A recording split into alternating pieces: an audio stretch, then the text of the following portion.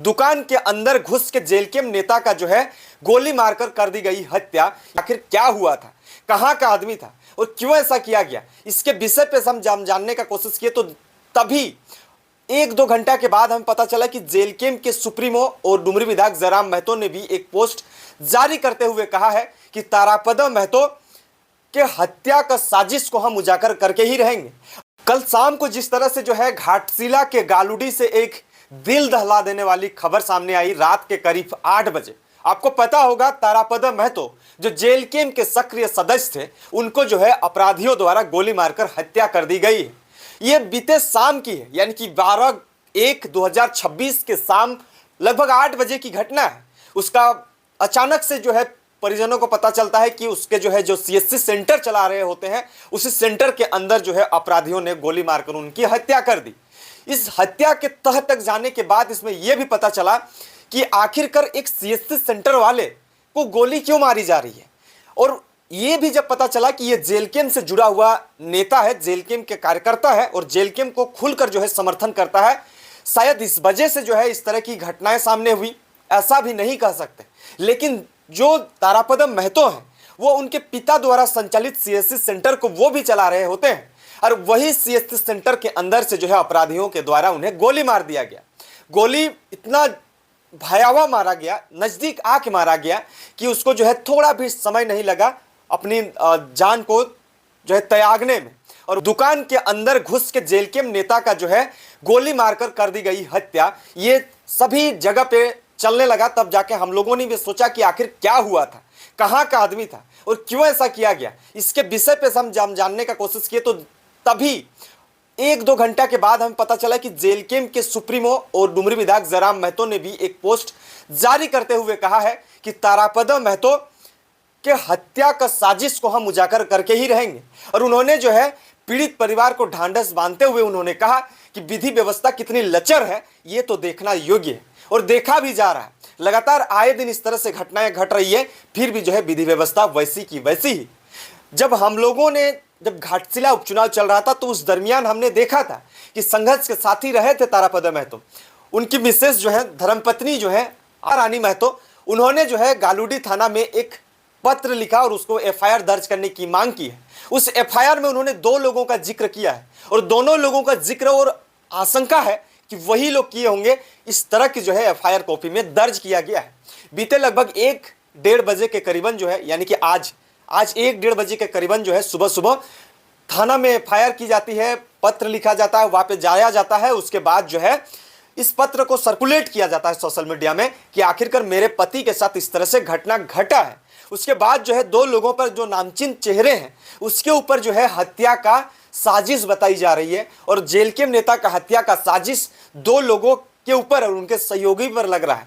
और इनके ऊपर लगने के पीछे का कारण ये भी है कि विगत कुछ दिन पहले जो है उन पे हमले भी किए गए थे, लगातार धमकियां भी आ रही थी, जानलेवा हमले की बात भी कही जा रही थी। इस वजह से जो है उनके ऊपर ये आरोप लग रहे हैं। हम समझने का कोशिश करते हैं जयराम महतो ने पीड़ित परिवार को क्या कुछ कहा है और थाना में जो एफआईआर दर्ज किया गया है उस एफआईआर में क्या कुछ कहा है। लेकिन बड़ी खबर यह है कि दुखद खबर यह है कि जेलकेम नेता जो तारापद महतो है उनको जो है अपराधियों द्वारा गोली मार के हत्या कर दी गई है। यह निंदनीय है। सरकार के ऊपर और प्रशासन के ऊपर सवाल करने योग्य है कि दुकान में घुसकर लोग गोली मार दे रहे हैं और विधि व्यवस्था इतना भी लचर नहीं होना चाहिए कि आखिरकार लोगों को घर में घुस के मारा जा रहा है, दिन दहाड़े मारा जा रहा है। ऐसा मुंडा का ऐसा ही देखा गया। क्या कुछ कह रहा है जयराम महतो इसके बारे में। डुमरी विधायक जयराम महतो ने सोशल मीडिया के जरिए घाटशिला में हुए हत्याकांड और जेलकेम नेता यानी कि जेलकेम समर्थक तारापद महतो हत्याकांड के बाद जो है जब अपराधी द्वारा गोली मार दी गई, उसके बाद जयराम महतो प्रशासन और तमाम जो प्रशासनिक व्यवस्था पे एक सवाल किया है और इस तरह से उन्होंने विरोध जताया है कि आखिरकार ऐसा नहीं होना चाहिए। उन्होंने कहा है कि घाटशिला निवासी तारापद महतो की अज्ञात अपराधी द्वारा गोली मारकर की गई निर्मम हत्या घटना जो है अत्यंत दुखदायी है। उन्होंने कहा है यह घटना न सिर्फ एक परिवार के लिए अपूरणीय क्षति है बल्कि पूरे झारखंड में कानून व्यवस्था पर गंभीर सवाल खड़े करती है। राज्य में लगातार बढ़ते अपराध को लेकर गहरी चिंता में हूं और एक जनप्रतिनिधि होने के नाते यह पीड़ा और भी ज्यादा की है कि आम नागरिक स्वयं को सुरक्षित महसूस नहीं कर पा रहे हैं। आखिर झारखंड किस दिशा में जा रहा है? ये सवाल आज हर संवेदनशील व्यक्ति, मैं दिवंगत आत्मा की शांति के लिए प्रार्थना करता हूं और शोकाकुल परिवार के प्रति गहरी संवेदना व्यक्त करता हूं और साथ ही राज्य सरकार और प्रशासन से ये मांग करता हूं कि दोषियों की अविलंब गिरफ्तारी हो तथा अपराध पर सख्ती से अंकुश लगाने की ठोस कदम उठाए जाए ताकि भविष्य में ऐसी घटना पुनरावृत्ति ना हो।